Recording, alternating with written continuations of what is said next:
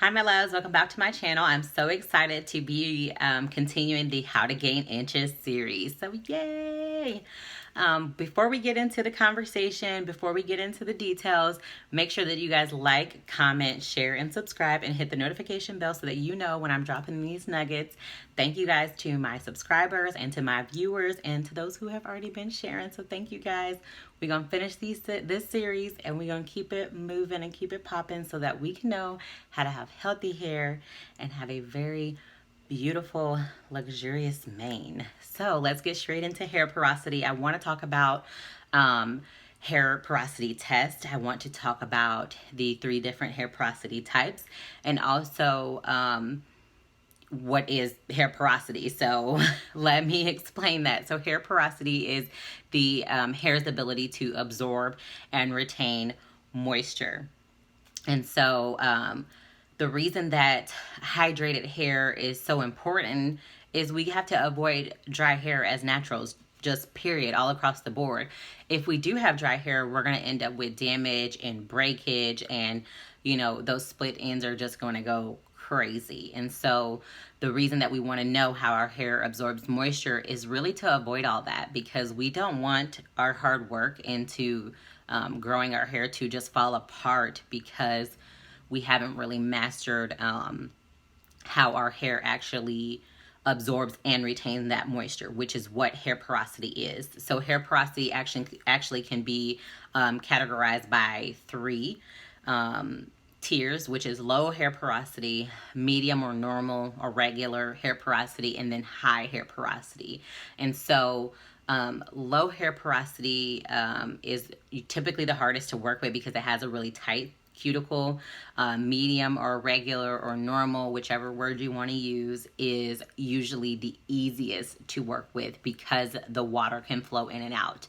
And the high porosity hair, usually actually it could be hit or miss on the manageability, but the thing is with high porosity hair, because it's so loose and it's so open, it is the easiest type of or hair type that is going to actually end up with a lot of the tangles or the knots. Or the easiest way to explain the hair is to visualize the hair like a pine cone. This is how I learned, so I'm just sharing how I learned.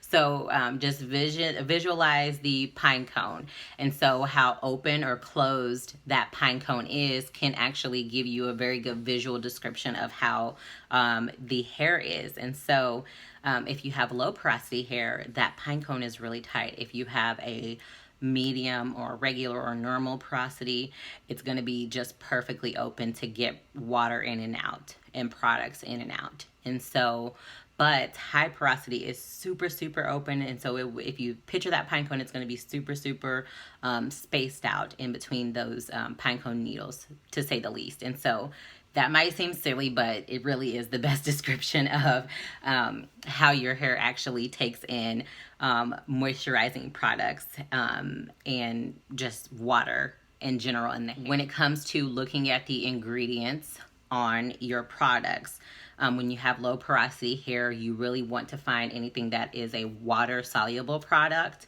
and just remember that heat is your friend.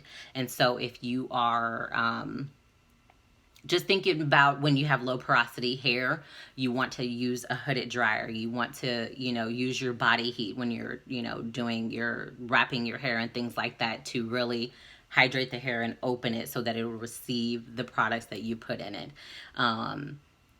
If you have a medium or normal porosity hair, you actually need to use moisture-based products. You want to have protein in your products, and also you actually we're probably going to use a lot more holding products more than anything. And the best thing that you can do is to do trial with all of this. And then if you have high porosity hair, you have to be careful because your hair can easily get weighed down because it is the most open. So it's going to be the easiest to receive those moisturizing products. So you really want to have silicone-free products, and anything that is really like lightweight or foams or very airy. So guys, the hair porosity test is the most common is the float test, and that's the one we're going to talk about today. So the float test is literally getting a cup of water and placing a clean piece of your hair into the cup. So ideally you really want to test your hair's porosity after you have clarified shampoo. And so make sure that there's no product buildup or anything like that, because that is going to create, well, a bad test. It's going to give you a bad test because your hair already has product on it. So you want it to be clean because it's going to give you the best result. And it's not going to be weighed down by any products, because if you're throwing a clean piece of hair into a cup of water, you want to see, is it going to take that moisture from that water or not? Okay. And so when you drop your hair into the water, if it sits on the surface, you're considered low porosity. That's the hardest one to work with, keep in mind. If the hair strand floats towards the middle, that's considered the medium or normal hair porosity. That one's a little bit more manageable, easier to work with. If it floats all the way to the bottom, that means that you are high porosity, okay? But it doesn't matter what your hair porosity is. Learning how your hair absorbs and retains that moisture is going to be your best friend when you're going to look at products and to study their ingredients, okay? All right, that's all I have for you guys this time. I hope that you guys enjoyed. Just remember, low, medium, or high, you have to know how your hair takes in moisturizing products.